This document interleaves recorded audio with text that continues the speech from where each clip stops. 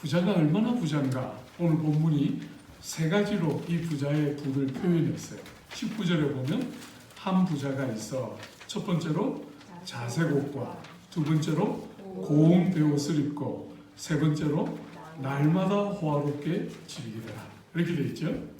여러분이 자색 옷, 요즘이야 우리가 이렇게 색깔 있는 좋은 옷들을 아무렇게나 입을 수 있는 때지만 이 시절은 색깔을 잘 낼 수 있는 시대가 아니었기 때문에 자색 옷은 누구가 입었죠? 예, 왕들이 입었어요. 그러니까 말하자면 왕이나 아주 고관 대작들이 입던 옷이 자색 옷인데 이 부자가 자색 옷을 입었다. 뭘 말하는 걸까요? 그냥 돈만 많은 게 아니에요. 왕 같은 부자. 이렇게 표현하고 싶어 하는 거죠. 두 번째로 고운 베옷을 입었어요. 여러분이 고운 베옷은 이스라엘 땅에 나지 않는 거예요. 그러니까 소위 말하면 수입품이죠. 그죠? 그런데 이 베옷은 너무 놀랍게도 속옷이에요. 여러분 수입품을 속에 입고 있는 사람이 있나요? 수입품은 겉에 보이도록 그거 라벨 보여주려고 그 비싼 돈 주고 산 거잖아요. 그죠? 그러니까 이 지금 부자가 얼마나 부자인가 하는 것을 드러내는 중요한 두 번째 표현이 고운 베옷이 속옷인데 수입품으로 입고 있다는 거예요. 그러니까 돈이 굉장히 많다는 것을 여러분이 추론해 볼 수 있겠죠. 그죠? 세 번째로 날마다 호화롭게 즐기더라. 우리가 어릴 때 제가 어젯밤에도 잠시 이야기했지만 우리가 어릴 때 잔치한다, 파티한다, 혹은 어떤 집에서 결혼식 한다 하면 그건 온 동네의 잔치였어요. 1년에 몇 번 있을까 말까 한 거죠. 그죠? 그런데 우리가 어릴 때만 해도 그랬는데 이 시절에 2000년 전에 날마다 잔치를 했다. 얼마나 부자인지 여러분 느껴지죠? 그죠? 엄청난 부자가 등장하고 있는 한 인물이라면 또 하나의 인물은 거지라고 소개되는 나사로예요. 여러분이 나사로는 돈이 없는 거지일 뿐 아니라 어떻게 소개되고 있는지 한번 보세요. 20절에 그런데 나사로라 이름하는 한 거지가 헌데투성이로, 여러분 헌데투성이 무슨 말이죠? 병이 들었어요. 돈이 없는 것도 너무나 불행하고 불쌍한데 병까지 든 거지예요. 거기다가 한번 보십시오. 헌데투성이로 그의 대문 앞에 버려진 채, 여러분이 버려졌다라고 되어 있는 이 동사가 수동태예요. 수동태. 말하자면 능동태가 아니라 수동태예요. 그 부자의 집 앞에 누군가가 보고 너무 불쌍해서 져다 놓은 거예요. 너무 불쌍하니까. 그냥 부자의 집 앞에 있으면 먹는 거라도 얻어먹을 수 있지 않을까 하고 누군가가 이 거지의 의지와 아무 관계없이 누군가가 져다 놓았어요. 사랑하는 여러분, 몸이 아프고 가난한 것도 불행한데 거주지도 자기가 스스로 선택하지 못하고 누군가가 져다 놓은 수동태로 표현되어 있는 인물이죠. 거기다가 21절 한번 보세요. 그 부자의 상에서 떨어지는 것으로 배불리려 하며, 먹는 것도 제대로 못 먹고 부자의 상에서 먹다가 남은 찌끄러기 같은 것들이 떨어지면 그것으로 배를 채우고 있다는 거예요. 거기다가 심지어 개들이 와서 그 헌대를 핥더라. 여러분 개들이 와서 헌대를 핥는데 그것을 제지시킬 수 없을 만큼 몸이 연약하고 병든 너무나 불행한, 한쪽은 요즘 말로 바꾸면 성공한 사람이죠. 모두가 본받고 싶어하는 워너비 같은 사람이라면 한쪽은 아무도 본받고 싶지 않은 제일 불행해 보이는 한 너무나 대조적인 인물이 이 비유에 딱 등장하는데, 사랑하는 여러분, 이렇게 엄청난 차이 같은 두 사람의 어마어마한 차이가 한순간에 확 줄어들죠. 그게 뭡니까? 죽음입니다. 어떤 면에서 현대를 살아가는 대부분의 사람들은 죽음을 진지하게 생각하지 않는 것 같아요. 제가 미국은 잘 모르겠는데 적어도 한국은 죽음에 대한 이야기를 하는 것은 목회자의 제일 중요한 금기 중에 하나예요.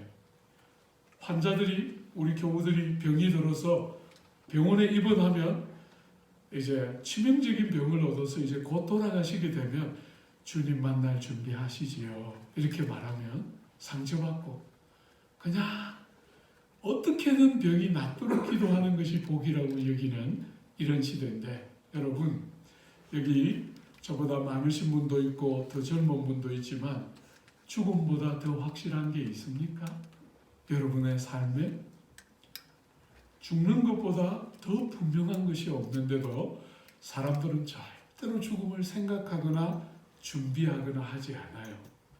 사는 것에 대한 준비는 엄청나게 하지만 어떻게 살까, 뭘 하며 살까는 고민을 많이 하지만 죽음에 대해서는 정말 진지하게 고민하거나 생각하지 않는 이 시대에 오늘 이 비유는 이 어마어마한 차이가 한순간에 이 두 사람이 공이 절대로 피하지 못하고 죽음 앞에 이렇게 딱 통과하게 되는 것을 보게 돼요.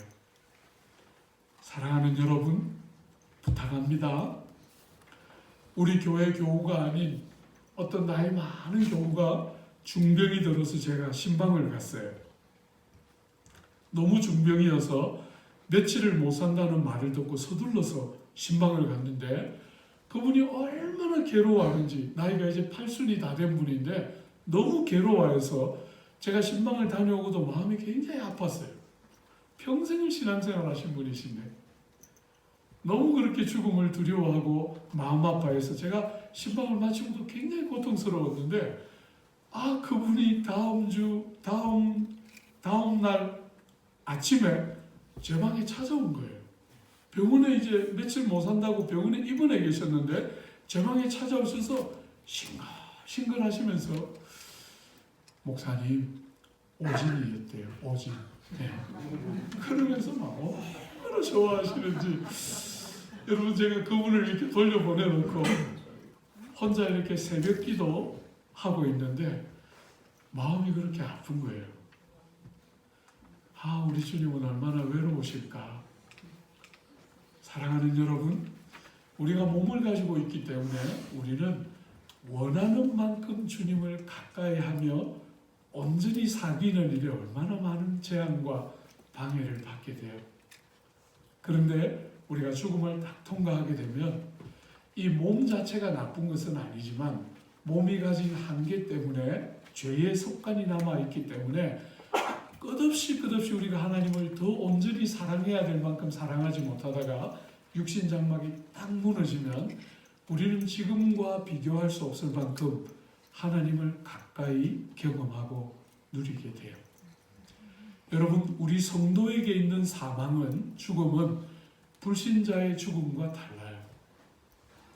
여러분, 불신자들은 다 하나같이 죽음을 두려워하고 생각하지 않지만 우리는 그렇지가 않아요. 우리 예수께서 우리를 위하여 대신 돌아가심으로 사망에 쏘는 것, 사망에 아프게 하는 것이 다 구주 위에서 대신 감당되심으로 우리에게 더 이상 사망은 쏘거나 아프게 하는 요소는 제하여졌어요. 아멘. 여러분과 저도 죽어요. 그죠? 우리도 사망이라는 과정을 통과하지만 우리에게 사망은 불신자에게처럼 쏘고 아프게 하는 것이 아니에요. 우리에게 사망은 틀림없이 지나가는 과정이지만 더 온전히 하나님을 경험하고 누리게 하는 너무나 귀한 성도의 경험 중에 하나예요. 아멘. 그러므로 안 믿는 사람들처럼 이 땅에서 사는 것만 고민하고 살아서는 안 돼요. 저는 늘 교회를 목회하면서 제가 늘 기대하는 것은 어른들이 믿는 바를 따라 살아가면서 젊은 세대들이 어른들을 바라보면서 나도 저렇게 나이 먹어가기를. 그래서 나이를 먹어가면 갈수록 그 사람이 후패하는 것은 어쩔 수 없지만 주님이 우리에게 주신 영생의 그 아름다움, 사망이 손댈 수 없는 생명을 그리스도 안에서 얻었다는 사실이 나이를 먹어갈수록 선명하게 드러나면서 죽음이 두려운 것이 아니라, 회피하고 싶은 것이 아니라 죽음과 함께 더 온전한 구원에 더 온전함으로 들어가는 그 경험을 사모하고 기다리면서 주님을 사모하는 마음을 가지고 정말 어른들이 살아낼 때, 저는 젊은이들이 교회 모이는 것은 삽시간이라고 봐요. 부탁드립니다. 여기에 제 연배나 저보다 조금 많으신 분들이나, 그죠? 제가 젊은이들만 있는 교회를 목회하다가 어른들이 많은 교회에 딱 와서 철없이 처음에 몇 번 아무 거침없이 이야기했어요. 백수한다 이러면서 다들 오래 사는 이야기 하는데 제발 오래 살지 마요.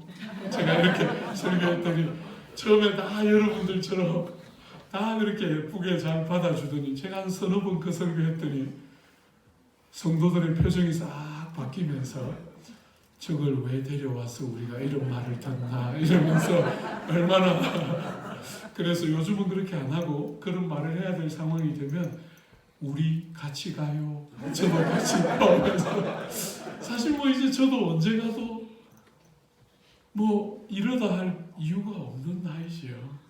이제 가도 되지요. 사랑하는 여러분, 우리가 언젠가 그런 순간을 맞이하게 될 때 여러분의 정말 신앙과 인생의 절정처럼 세상이 두려워하는 사망이 아니라 우리의 믿는 바를 고백하고 증거하는 최고의 순간처럼 사망을 그렇게 맞이하고 그렇게 다음 세대들에게 깊은 인상을 남길 수 있도록 여러분이 사는 것이 중요하지만 죽는 것도 사는 것 못지않게 어쩌면 죽음이 생명 전부의 꽃봉오리 같이 그렇게 사라지도록 여러분이 그렇게 죽음을 준비하며 살아야 하겠지요.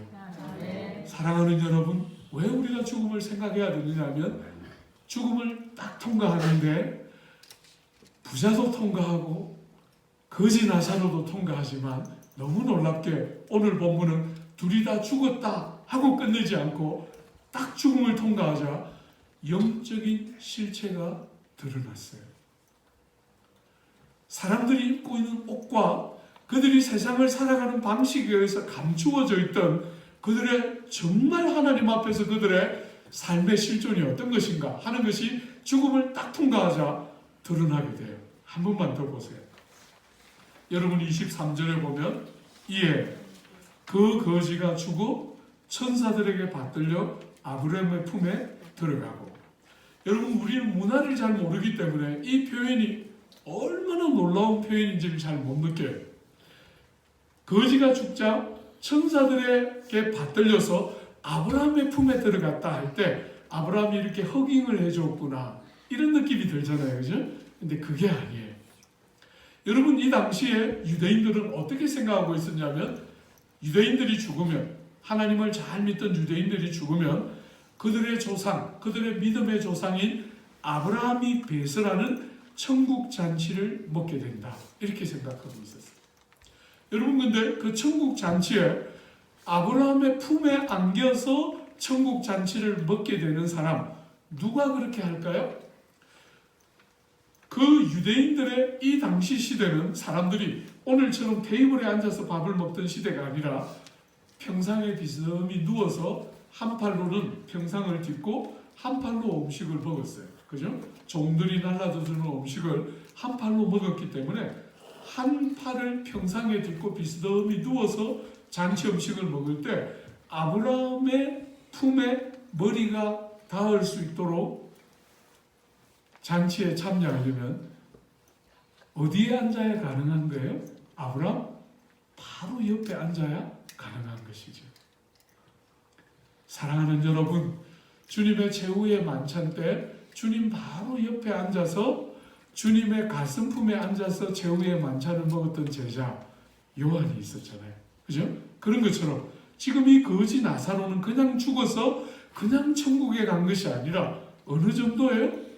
아브라함의 품에 안길 정도니까 아브라함 바로 옆에 앉아서 천국 잔치를 먹고 있는 거예요. 여러분, 작년에 문 대통령과 김정은 위원장이 판문점에서 만찬을 할 때 그 김정은 위원장과 문 대통령이 앉아있는 그 테이블을 뭐라고 불러요? 헤드 테이블, 이렇게 말하잖아요. 그죠? 제일 중요하고 제일 요긴한 사람들이 앉아서 그 테이블에 먹게 돼요. 오늘 지금 나사로는 어디에 앉아 있는 거예요? 헤드 테이블에 앉아서 잔치를 배설하고 있는 아브라함 바로 옆에 앉아서 가장 존귀한 자리에 앉아서 주님의 천국 잔치를 참여하고 있는 거예요. 그냥 천국 잔치에 참여하는 정도가 아니라 엄청난 존귀와 아름다움을 가지고 있는 것이 아브라함의 품에라는 말이 갖고 있는 핵심이에요. 사랑하는 여러분, 반대로 부자도 죽었는데 부자는 어떤 모습인지 한번 보세요. 여러분, 24절에 보면 불러 이르되 아버지 아브라함이여 나를 긍휼히 여기사 나사로를 보내어 그 손가락 끝에 물을 찍어 내 혀를 서늘하게 하소서. 내가 이 불꽃 가운데서 괴로워하나이다. 여러분이 유대 땅의 배경 안에서 불꽃 같은 너무나 큰 뜨거움과 목마름이 해소되지 않아서 견딜 수 없는 목마름, 이것은 유대인들의 사고에 뭘 상징하는 거겠어요? 지옥이지. 그 찌는 듯한 더위에 물 한 모금 제대로 못 마시는 그 목마름, 이것은 그들이 가장 두려워하는 지옥을 형상화해 놓은 것이죠. 그러니까 나사로는 천국에 가서 아브라함이 배설하는 천국 잔치를 바로 헤드 테이블에 앉아서 너무나 큰 영광 가운데 참여하고 있는 그림을 보여준다면, 부자는 지옥에 가서 온갖 고통 가운데 있는 그림을 보여주고 있어요.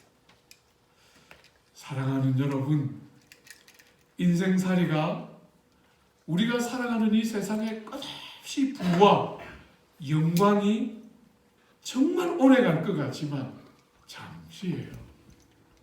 잠시예요. 세상 사람들은 자꾸 백수를 한다, 200수를 한다 이렇게 말하지만 여러분, 100살을 산들 얼마나 금방입니까? 얼마나 금방입니까? 저는 평생을 20대들하고 살았어요. 청년 사역을 오래 했기 때문에 20대들하고 살았고 20대들만 보면 그냥 좋아요. 그냥 제가 남서울교회 딱 부임해서 보통은 점심 식사 시간에 식사를 거의 식당에 가서 못해요. 사부 예배를 드리기 때문에 한번 아주 좋은 시간에 식당에 가서 식사를 하는데 하필 그날따라 제 주변에 전부 청년들이 앉았어요. 너무나 웃고 떠들고 재밌게 이야기하고 있었는데 갑자기 제 등 뒤가 서늘한 느낌이 들어서 제가 뒤를 툭 돌아봤더니 식당에 저 뒤편에 전부 어른들이 앉아서 저를 쳐다보면서 우리 목사님은 청년들만 좋아해, 이런 원망을 있는 절로 저를 그렇게 바라보고 계신 거예요. 사실 30년을 청년 사역을 했기 때문에 청년들 그냥 툭 보면 그냥 너무 좋아요. 그냥 아무 주고받는 거 없이 그냥 스스럼 없이 쑥쑥 다가가지는데 어른들은 노력을 좀 해야 돼요. 지금이야 이제 뭐 벌써 한 10년 넘었으니까 그거 노력 많이 안 해도 되지만 어쨌거나 사랑하는 여러분, 평생을 오랜 세월 동안 청년들하고 부대끼며 살았지만 사랑하는 여러분, 제 생각은 20대 같은데 그 아이들하고 오랫동안 뒹굴고 살았으니까 20대 같은데 몸이 안 받쳐줍니다. 지금 누가 저를 보고, 그죠? 이번에 오니까 많은 분들이 저보고 목사님 동영상으로 봤는데 그때보다 좀 젊어 보이세요. 네, 저 괜히 위로한다고. 결코 위로가 되지 않습니다. 속지 않습니다. 사랑하는 여러분, 얼마나 잠시입니까? 이 땅에 있는 것은 완전한 것이 없고 영원한 것이 없어요. 세상은 끝없이 이 땅 먹는 거, 사는 거 끝없이 그런 것에 초점 맞추게 하지만 여러분, 잠깐 후에 우리의 생이 끝나고 죽음을 딱 통과할 때 우리의 참된 영혼이 열리게 돼요. 여러분, 이때 여러분과 제가 정말 죽음이라는 주제를 생각해야 되는 이유가 뭐지요? 하나는 천국 가고 하나는 지옥 가기 때문만이 아니라 더 놀랍게 오늘 본문이 하고 있는 경고가 있어요. 여러분 24절 한번 보세요. 죄송합니다. 24절.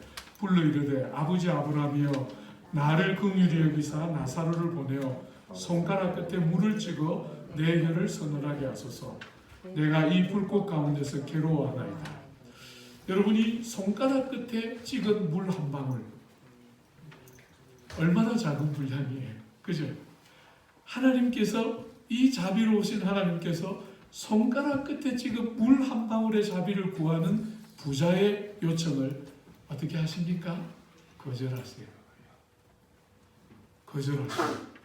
여러분 신약 성경에 보면 우리 예수께서 우리에게 자주 권면하실 때 자주 우리에게 말씀하셨지 않습니까? 너희가 나를 위하여 물 한 그릇을 주면 상을 잃지 않을 것이다. 이 땅을 사는 동안 우리에게 끝없이 물 한 그릇, 제일 쉬워 보이는 그 일을 하면서 남을 섬기고 다른 사람을 복되게 하는 거 그렇게 권면하셨는데 죽음을 딱 통과하고 나면 손가락 끝에 찍은 물 한 방울의 자비가 거절됩니다.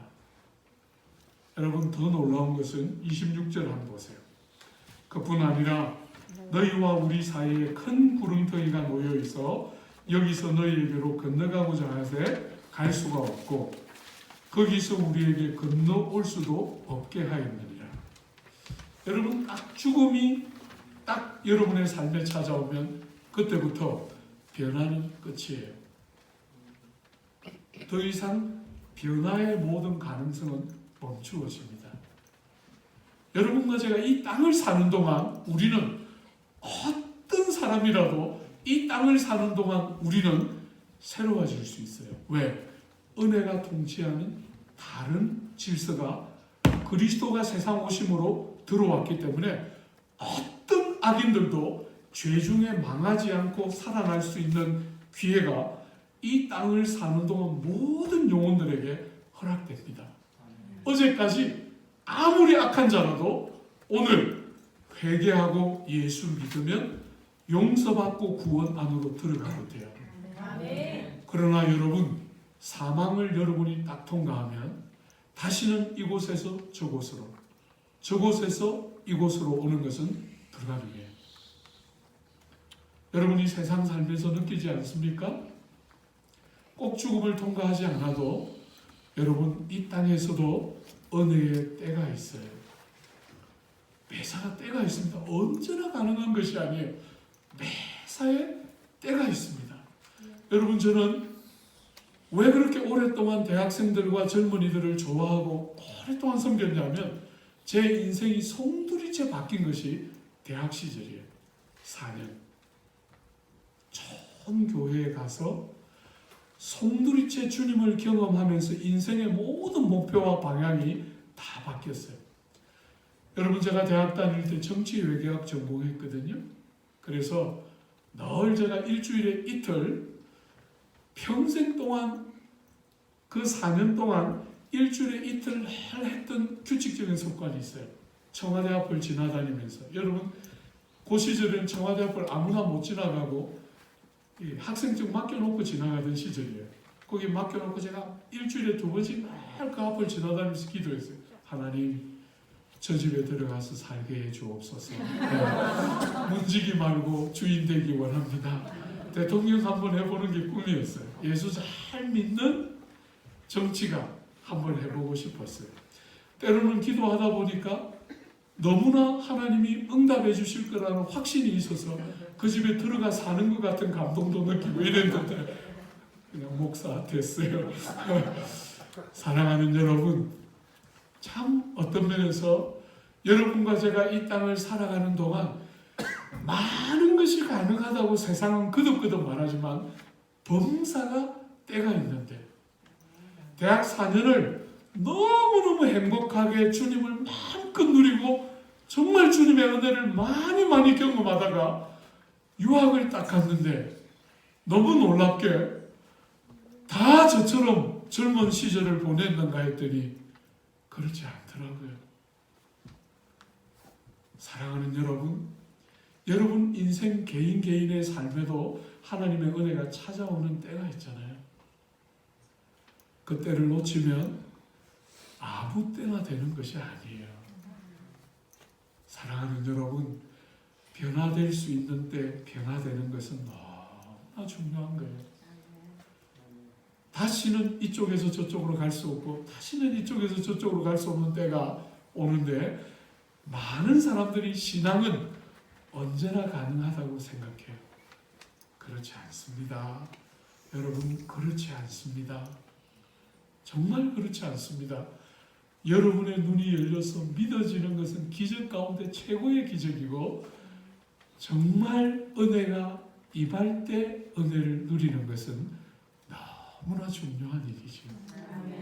사랑하는 여러분, 언제나 가능한 것처럼 여기지 않고 지금 여러분들이 여러분의 교회에 속해서 귀한 목사님들을 모시고 말씀을 듣는 지금 은혜의 때다 하고 하나님 안에 변화되는 일들을 사모하면서 그렇게 예배하고 모여야 해요. 저는 평생 아무것도 소망이 없었어요. 교회를 크게 해서 유명한 목사가 되고 싶다 이런 생각 한 번도 해본 적 없어요. 자신도 없고 그럴 만한 자질도 없다고 생각했기 때문에 한 번도 큰 교회 해보고 싶은 마음 없었어요.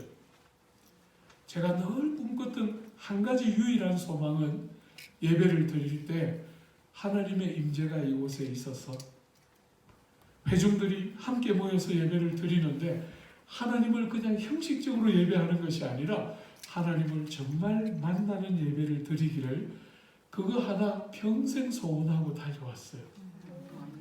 저는 정말 여러분들이 이 귀한 은혜의 때에 누구나 변화될 수 있고 누구나 새로워질 수 있는 이 복된 은혜의 때에 하나님을 깊이 경험하는 그런 예배, 그런 기도의 골방, 그런 하나님의 말씀을 읽어서 하나님을 누리는 역사들이 꼭 있어서 변화가 가능할 때 변화가 일어나는, 인격이 변화되고 눈이 달라지고 말이 달라지고 행실이 달라지는 역사가 꼭 있기를 기대하고 축복해요.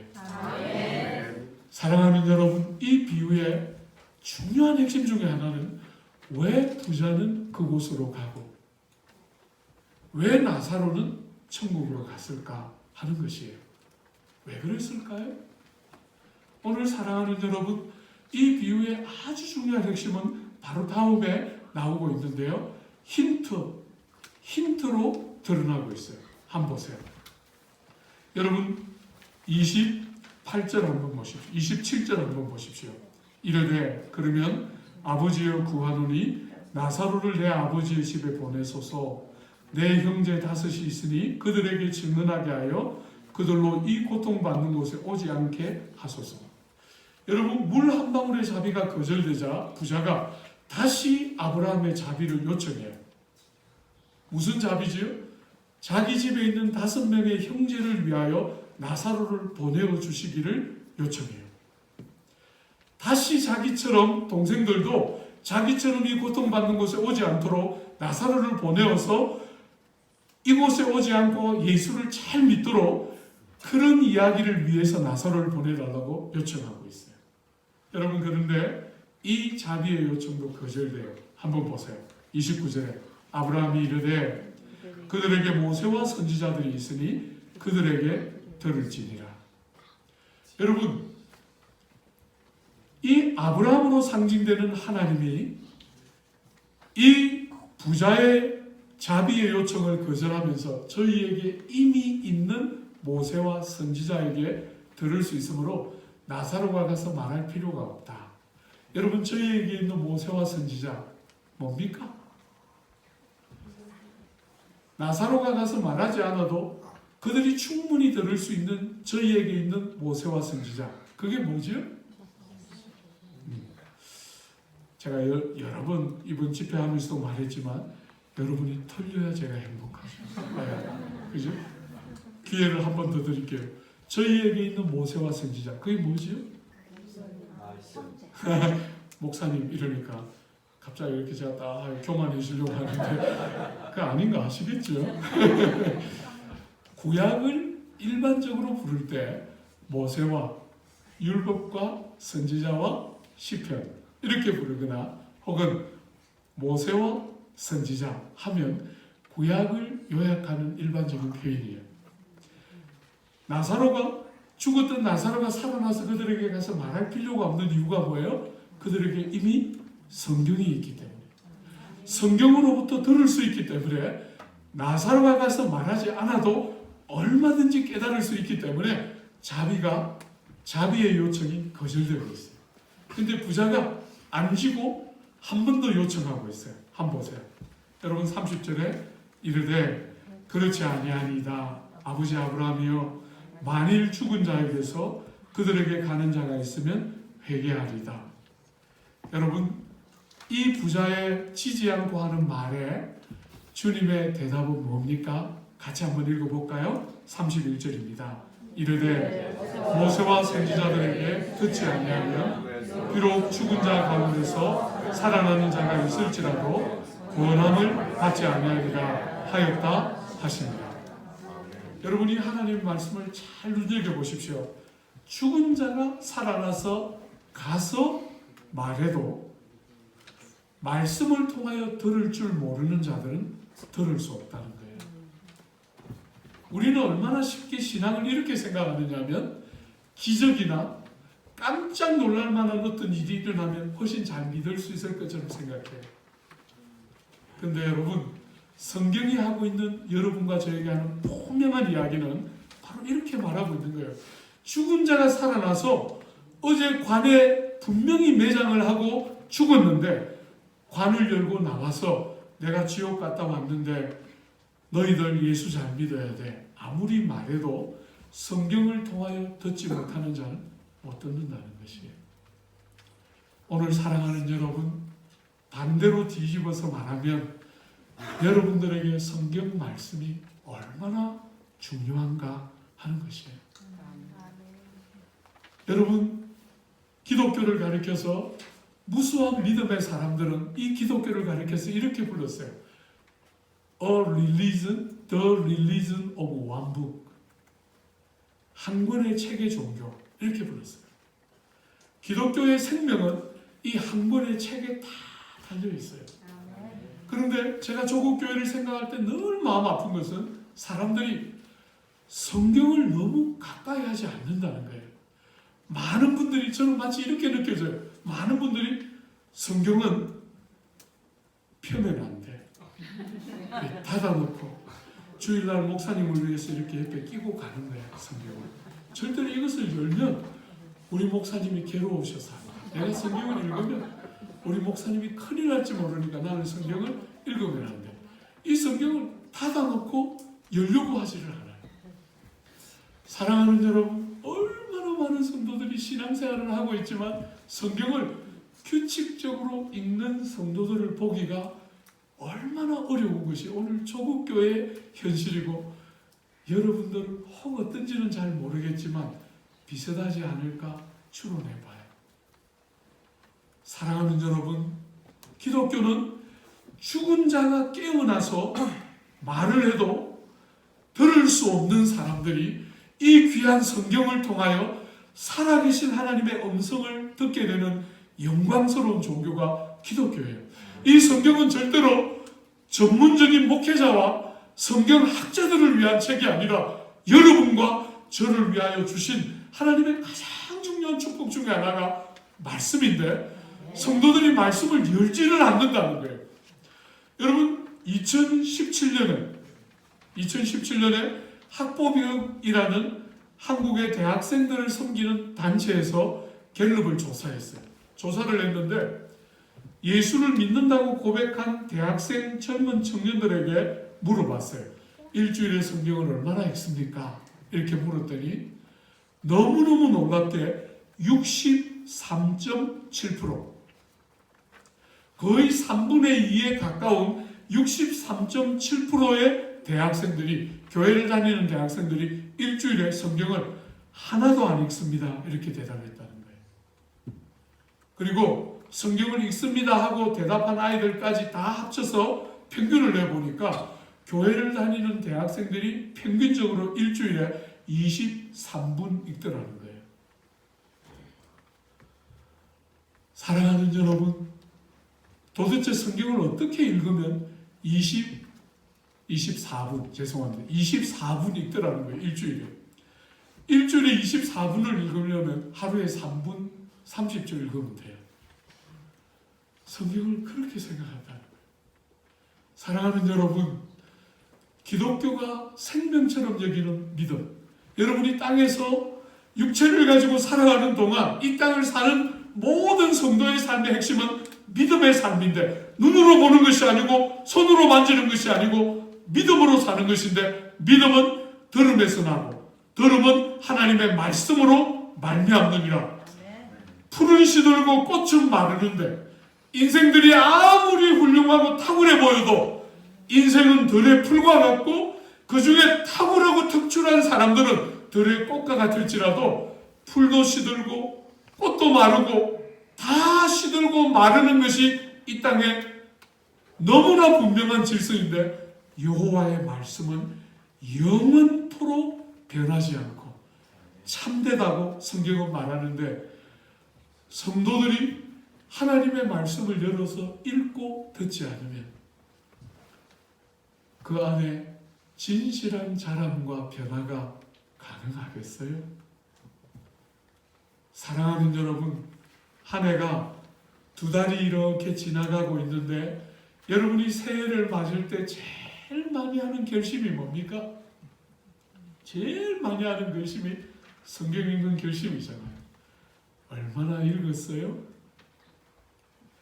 제가 대학생을 다닐 때 그 대학 4년이 그렇게 황금 시간이었던 이유가 뭐겠어요? 제 생애 처음으로 성경을 규칙적으로 읽기 시작했던 생애였어요. 저는 기도는 밥 먹듯이 했어요. 기도는 처음 나갔던 교회가 기도를 많이 하는 교회였기 때문에 기도는 하면 한 2시간 하는데, 기도는 참 쉽게 배웠는데 성경은 죽으라고 안 읽어지더라고요. 너무너무 안 읽어지는데요. 그렇게 신앙생활을 하다가 대학부에 딱 올라갔는데, 서울에 올라가서 제 모교회를 딱 갔는데, 여러분, 제가 모시고 있었던 그 귀한 목사님, 아버님 같은 목사님이셨는데, 그 어른이 늘 우리 대학생들에게 오셔서 말씀하셨어요. 성경 읽어야 한다. 턱만 타면 오셔서 성경 읽어야 한다.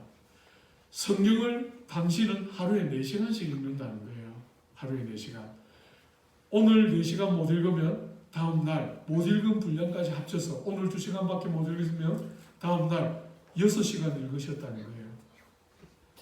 아무리 말씀하셔도 듣고 이쪽으로 빠져나갔는데, 어느 날 그 어른의 그 말씀이 가슴에 꽂혔어요. 희한하게 늘 듣던 말씀인데 그날은 그 어른의 말씀이 다르게 들렸어요. 그래서 그때가 제가 대학교 1학년 후반기예요.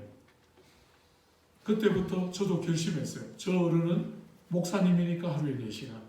나는 평신도니까. 그죠? 제 인생에 제일 후회하는 일 중에 하나입니다. 목사 될지도 몰랐는데 바보같이 평신도라고 생각하고 하루에 2시간 결심하고 읽었어요. 1년에 한 6독 혹은 7독 정도 하면서 대학 4년을 보냈어요. 여러분, 하루에 2시간 성경 읽으면 약 30장 내외를 읽었습니다. 30장 내외. 제 인생에 여러 번 있었던 것은 아니지만 몇 번 하루에 2시간 성경을 읽는데 한 장을 못 읽었던 날이 있어요. 말씀이 기록되어 있는 책이나 문자가 아니라 말씀이 나에게 말씀하시는 하나님의 음성처럼 성경을 읽고 있는데 하나님이 저에게 말씀하셨어요. 그래서 그 성경 본문을 읽다가 못 지나가고 그 말씀 붙들고 기도하고 그 말씀 붙들고 마음을 쏟아내고 또 성경을 읽는데 또 받쳐서 또 그 말씀 앞에 울고 또 하나님 앞에 기도하고 하다 보니까 생애 몇 날, 자주 있었던 경험은 아니지만 그래도 몇 날 2시간을 읽었는데 성경 한 장을 못 읽었던 날들 제 인생에 잊을 수 없어요. 주 안에 사랑하는 여러분, 좋은 영적인 선생들이 없었던 것은 아니지만 성경은 제 인생의 최고의 선생이었어요. 주 안에 사랑하는 여러분, 부자가 왜 그렇게 되었지요? 끝없이 들었지만 흘려보냈어요. 한 번도 믿음으로 반응하지 않고 한 번도 진지하게 그 말씀 앞에 인격을 담아서 반응하지 않고 말씀을 사랑하는 것이 뭔지, 말씀을 읽는 것이 뭔지, 말씀이 깨달아지는 것이 뭔지, 그 말씀이 살아계셔서 지금 나에게 말씀하시는 그분의 음성으로 들려오는 게 뭔지 하나도 모르고 듣기는 들었지만 전혀 말씀에 인격적인 반응을 한 번도 해본 적이 없이 평생 종교적인 분위기 앞에 살았지만 한 번도 그런 일이 없이 살다가 들었던 그대로 지옥에 갔기 때문에 내가 왜 여기 와 있어야 합니까? 이 부자는 절대 그렇게 불평 안 했어요. 그죠? 자기가 그 자리에 와 있어야 하는 걸 당연히 인정했어요.